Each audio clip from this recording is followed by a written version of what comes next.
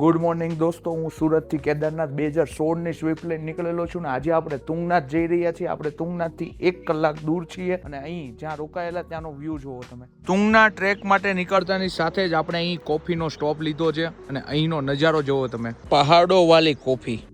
અહીંના રસ્તા થોડા સાંકડા અને નાના છે, ધ્યાનથી ડ્રાઈવ કરવું. તુંગના ટ્રેક આપણે સ્ટાર્ટ કરી રહ્યા છીએ અને આપણો લુક જોવો અમારો. જાદુ બને હુએ સબ. તુંગનાથ સ્ટાર્ટિંગ પોઈન્ટ. હજી તો 1 કિલોમીટર થયું છે, 1 કિલોમીટર બી નથી થયું. ત્યાં હાલત જોવો. આવો આવો, જલ્દી આવો. જોઈ લો, બરફ દેખાઈ ગયો આપણને.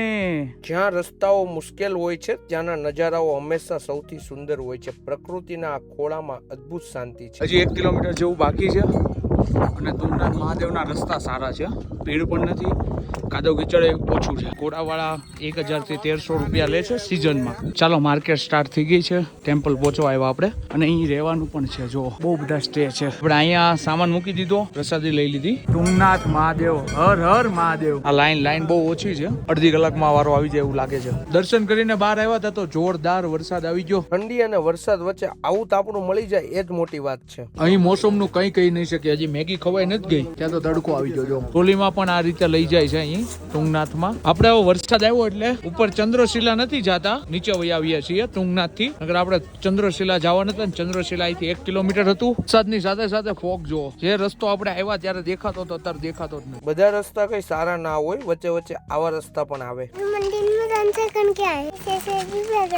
અરે વાહ, કહાં સે આયે હો?